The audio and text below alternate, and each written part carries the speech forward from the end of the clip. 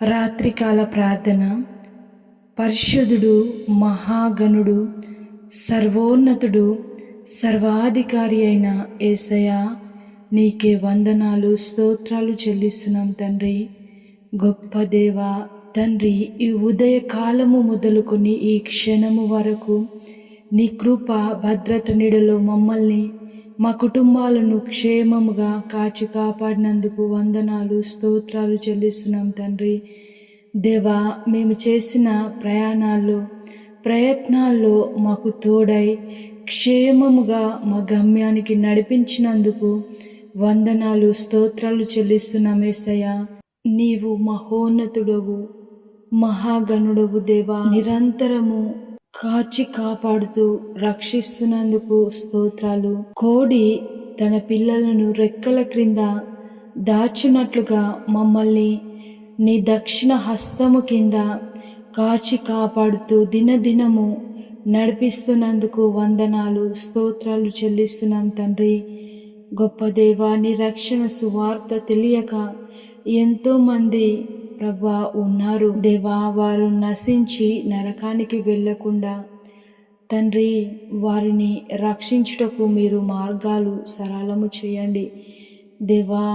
మీరు రక్షిస్తేనే కానీ వారు రక్షింపబడరు కనుక యేసయ్యా, వారిని రక్షించండి తండ్రి. నీ సువార్తను వారికి ఎవరి ద్వారా ఎలా తెలియచేస్తారో కానీ తండ్రి, నశించిపోయే ఆత్మలు ఎందరో ఉన్నారు దేవా. నీవంటేనే, నీ వాక్యం అంటేనే హేళన చేసేవారు ఎంతమందో ఉన్నారు తండ్రి. వారిని జ్ఞాపకం చేసుకోండి, వారి హృదయాలను తెరవండి యేసయ్యా.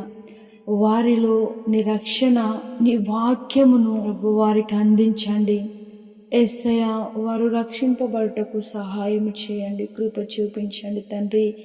మేమైతే దేవా, మీరు చూపించే కృప ద్వారా, మీ రక్షణ ద్వారా, మీ వాక్యము ద్వారా తండ్రి, మీ మాటల ద్వారా సమాధానము, సంతోషము కలిగి మా కుటుంబాలతో మేము ఆనందిస్తున్నాము యేసయ్యా. అదే విధంగా తండ్రి, ఇతర కుటుంబాలు కూడా ఆనందించుటకు, సంతోషపడుటకు సహాయము చేయండి.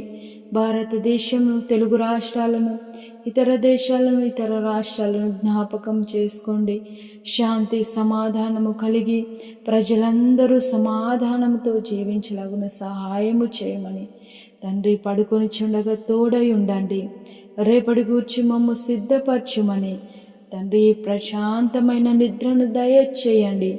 ఏ ఆటంకాలు రాకుండా, సాతాను ఏ విధమైన ప్రయత్నాలు చేయకుండా, దుష్టులు, దుర్మార్గులు, సాతాను సంబంధులు వేసే ప్రతి పన్నాగము, ఎత్తుగడ నుంచి మమ్మల్ని విడిపించి క్షేమకరమైన నిద్రను దయచేయమని పరిశుద్ధుడు, నజరేయుడైన యేసయ్య నామములో ప్రార్థించి అడిగి వేడుకొని పొందియున్నాము మా ప్రియ పరలోకపు తండ్రి.